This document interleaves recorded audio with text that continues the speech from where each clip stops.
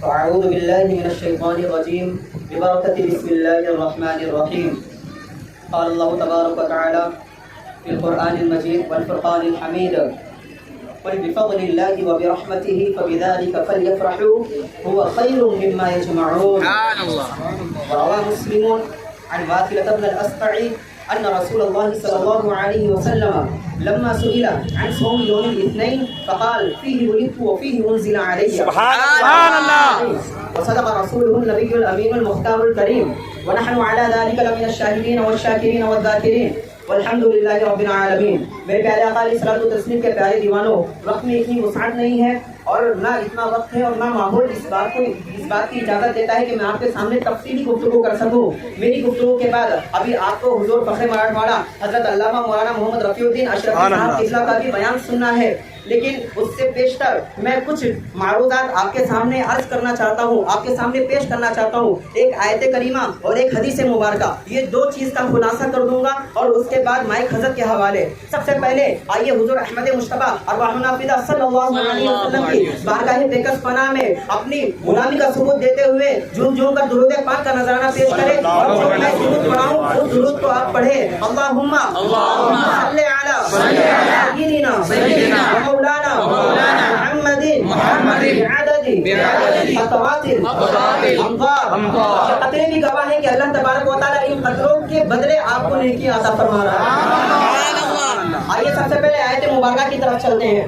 اللہ رب العزت قرآن مقدس میں ارشاد فرماتا ہے: قل، اے محبوب آپ فرما دیجئے، بفضل اللہ وبرحمتہ، اللہ کے فضل اور اس کی رحمت، یہ دونوں، فبذالک، یعنی انہی دونوں سے، فلیفرحوا، اس پہ خوشی منانا چاہیے، ہوا خیر مما یجمعون، یہ ہر اس چیز سے بہتر ہے جس کو تم جمع کرتے ہو. تم اولاد جمع کرتے ہو، یعنی کسی کی کثرت اولاد ہے، کسی کے پاس کثرت مال ہے، کسی کے پاس کثرت عبادت ہے، ہر شیء اپنی طرف ہے، لیکن اللہ کے فضل اور اللہ کی رحمت پر خوشی منانا یہ ہر چیز سے بہتر ہے، ہر چیز سے افضل ہے. تمام عبادتوں کو، تمام چیزوں کو ایک پلے میں رکھ دیا جائے اور ان فضل اور اللہ کے فضل اور اللہ کی رحمت کو ایک پلے میں رکھ دیا جائے تو یہ پلہ بھاری ہوگا، وہ پلہ ہلکا ہوگا.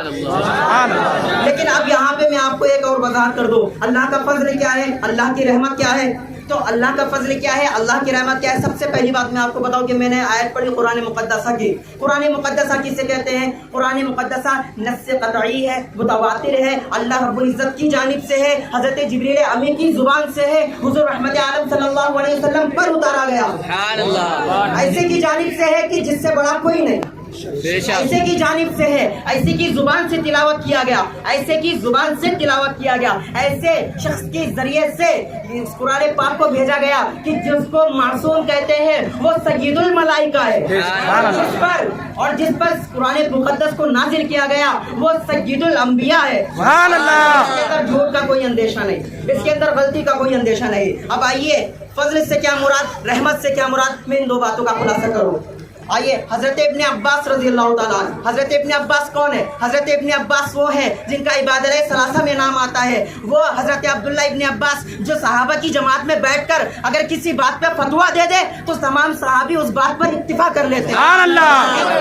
حضرت عبداللہ ابن عباس ہے. کون حضرت عبداللہ ابن عباس؟ حضرت عبداللہ ابن عباس وہ ہے کہ جنہوں نے قرآن پاک کی تفسیر حضور رحمت عالم صلی اللہ علیہ وسلم کے سامنے زانوی اقدس کو باندھ کر سینہ بسینہ حضور سے تفسیر. حضرت ابن عباس ہے. حضرت ابن عباس ارشاد فرماتے ہیں کہ اللہ کے فضل سے کیا مراد ہے؟ اللہ کے فضل سے مراد علم ہے اور اللہ کی رحمت سے مراد حضور احمد مصطفیٰ، آمینہ کے لخت جگر، عبداللہ کے نور نظر، حضرت احمد مصطفیٰ ارواحنا فدا محمد مصطفیٰ صلی اللہ علیہ وسلم. نعرہ تکبیر، اللہ اکبر، یا رسول اللہ، اہل سنت زندہ باد، جشن عید میلاد النبی زندہ باد، نعرہ تکبیر.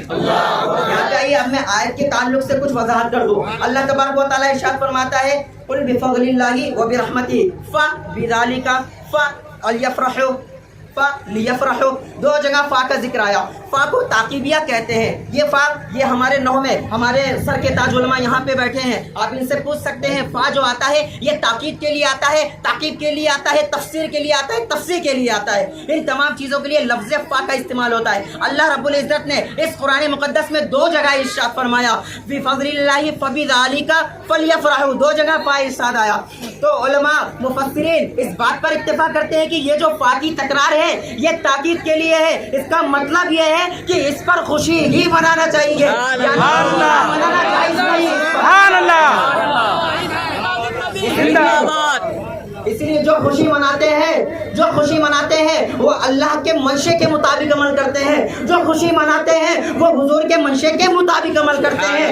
جو خوشی مناتے ہیں وہ علماء مفسرین کے منشے کے مطابق عمل کرتے ہیں، ان کے تعلیمات کے مطابق عمل کرتے ہیں. جو نہیں مناتے ہیں وہ ابلیس کے نقش قدم پہ چلتے ہیں. تیری چہل پہل پر جہاں میں اللہ اکبر یا رسول اللہ زندہ باد. سب سے پہلے میں نے آیت کلام اللہ کی تلاوت کی، میں نے اس کی تشریح ہو گئی. اب آئیے حدیث پاک میں آتے ہیں. کہتے ہیں حدیث سے ثابت ہے کہ نہیں ہے؟ تو حدیث سے بھی ثابت ہے. ابھی میں نے کون سی کتاب کی حدیث پڑھی؟ حضرت امام مسلم روایت کرتے ہیں. امام مسلم وہ امام مسلم ہے کہ جنہوں نے اپنی کتاب میں حدیثوں کو جمع کیا، اور اس کتاب کی فضل میں علماء دین ارشاد فرماتے ہیں کہ وہ کتاب اصح الکتب بعد کتاب اللہ، یعنی اللہ کے کتاب کے بعد سب سے زیادہ صحیح جاننے والی، سب سے زیادہ صحیح مانے جانے والی کتاب ہے وہ مسلم ہے. البتہ اس کے اندر اختلاف ہے، کچھ بخاری کو مانتے ہیں، کچھ مسلم کو مانتے ہیں، لیکن میں نے جو روایت پڑھی وہ بخاری میں بھی ہے، مسلم میں. سبحان اللہ سبحان اللہ. وہ روایت ہے حضور رحمت عالم صلی اللہ علیہ وسلم سے ارشاد فرمایا. آپ دیکھتے ہیں صاحب حضور صلی اللہ علیہ وسلم کی جانثار صحابہ اکرام سامنے بیٹھے ہوئے ہیں. حضور رحمت عالم صلی اللہ علیہ وسلم کو پیر کے دن کچھ کھاتا ہوا نہیں دیکھتے ہیں. کہتے ہیں یا رسول اللہ، عرض کرتے ہیں یا رسول اللہ کیا ماجرا ہے کہ آپ پیر کے دن روزہ رکھتے ہیں؟ آپ صلی اللہ علیہ وسلم نے کیا ارشاد فرمایا؟ آپ نے یہ نہیں فرمایا کہ روزہ جو ہے اللہ تبارک و تعالیٰ کی عبادت ہے. آپ نے اس چیز کو ہائی لائٹ نہیں کیا، کیونکہ روزہ بولتے ہی اللہ کے لیے لوجہ اللہ رکھا جاتا ہے. لیکن حضور رحمت عالم صلی اللہ علیہ وسلم نے جن دو چیزوں کو ہائی لائٹ کیا، جن دو چیزوں کی وضاحت کی، وہ یہ ہے کہ پیر کے دن مجھ پر وحی نازل ہوئی اور اسی پیر کے دن میں پیدا ہوا. سبحان اللہ. نعرہ تکبیر، اللہ اکبر یا رسول اللہ. یہ الگ سی بات ہے کہ کہتے ہیں کہ تم روزہ رکھ کے عید منا لیا کرو. تو ان سے کہنا یہ ہے کہ روزہ رکھ کے عید منانے لا جو مناتے ہیں اچھی بات ہے، لیکن کسی کام کو کرنے کے لیے، کسی کام کی شرعی حیثیت ہونے کے لیے ضروری یہ ہوتا ہے کہ حضور رحمت عالم صلی اللہ علیہ وسلم نے کیا کہ نہیں کیا، حضور کے دور میں ہوا کہ نہیں ہوا، صحابہ اکرام نے کیا کہ نہیں کیا، انہوں نے کیسے کیا، یہ تعلق نہیں رکھتا. حضور رحمت عالم صلی اللہ علیہ وسلم نے مدرسہ کھولا. کون سا مدرسہ کھولا؟ صفہ کا چبوترا ہے وہاں پہ. کیا ہے؟ صفہ کا چبوترا ہے. اصحاب صفہ ہے، صفہ کہتے ہیں چبوترے کو. اور وہاں پہ حضور رحمت عالم صلی اللہ علیہ وسلم کے جانثار صحابہ کرام بیٹھتے تھے. اور وہاں پہ بیٹھنے کے بعد حضور رحمت عالم صلی اللہ علیہ وسلم، وہ معلم جو خود کہتے ہیں بعثت معلما، کہ مجھے اللہ تبارک و تعالیٰ نے معلم بنا کر مبعوث کیا. حضور پڑھانے والے، صحابی پڑھنے والے. ٹھیک ہے، یہ مدرسہ ہے. آج کے دور میں مدرسہ کیسا ہے؟ آپ کے پیچھے بھی بلڈنگ ہے، اس میں بھی تعلیم ہوتی ہے. لیکن اگر دینی تعلیم کی بات کی جائے تو جہاں میں پڑھتا ہوں وہاں ایک ہی کیمپس میں 25 بلڈنگیں ہیں. تو حضور رحمت عالم صلی اللہ علیہ وسلم نے مدرسہ تو بلڈنگ کے اندر بنا کر نہیں پڑھایا تھا. تو بتانا مقصد یہ ہے کہ کسی کام کی شرعی حیثیت ہونے کے لیے ضروری یہ ہے کہ حضور نے کیا تھا کہ نہیں کیا تھا. حضور نے کیا تھا کہ نہیں کیا تھا. اب کیسے کیا تھا، کیا نہیں کیا تھا؟ جب تک جو چیز خیر ہے اسے کیا جائے گا، اسے کیا جائے گا. اس کام کے کرنے کو کوئی روک نہیں سکتا جب تک شریعت نہ منع کرے، جب تک شریعت نہ منع کرے. اس پر میں آپ کو ایک اور حدیث دیتا ہوں. سیاہ ستہ کی حدیث ہے، سنن نسائی کی ہے. حضرت ابوبکر صدیق رضی اللہ تعالیٰ عنہ، سبحان اللہ سبحان اللہ. حضرت ابوبکر صدیق رضی اللہ تعالیٰ عنہ جب جنگ یمامہ میں بہت سے حفاظ کا قتل کر دیا گیا، شہید ہو گئے بہت سے حفاظ. تو حضرت ابوبکر صدیق رضی اللہ تعالیٰ عنہ نے حضرت عمر فاروق سے مشورہ کیا. دونوں کون ہے؟ حضرت ابوبکر صدیق کی فضیلت میں آتا ہے افضل البشر بعد الانبیاء من تحقیق، سبحان اللہ. حضرت ابو بکر صدیق ہے. حضرت عمر رضی اللہ تعالیٰ عنہ کی وہ شان ہے کہ حضور فرماتے ہیں کہ اگر میرے بعد نبی ہونا اگر ممکن ہوتا تو حضرت عمر نبی ہوتے. سبحان اللہ. لیکن لا نبی کے بعد حضور صلی اللہ علیہ وسلم نے یہ ارشاد فرمایا. یہ دونوں آپس میں مشورہ کر رہے ہیں، بڑی بہت مشورہ کر رہے ہیں کہ قرآن پاک کو جمع کیا جائے کہ نہیں جمع کیا جائے. تو حضرت عمر رضی اللہ تعالیٰ نے کیا مشورہ دیا حضرت ابو بکر صدیق کو کہ جمع کیا جائے.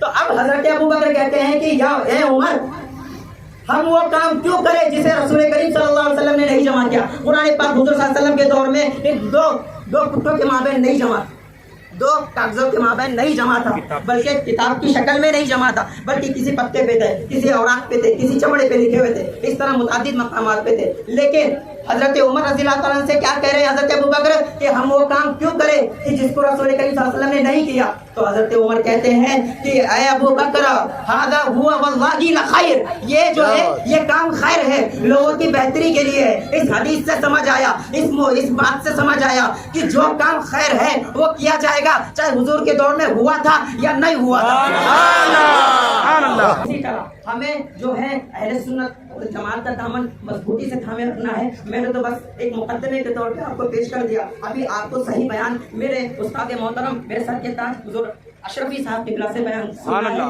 آئیے میں اپنی بات کو یہیں پر ختم کرتا ہوں. وما علینا الا البلاغ. السلام علیکم.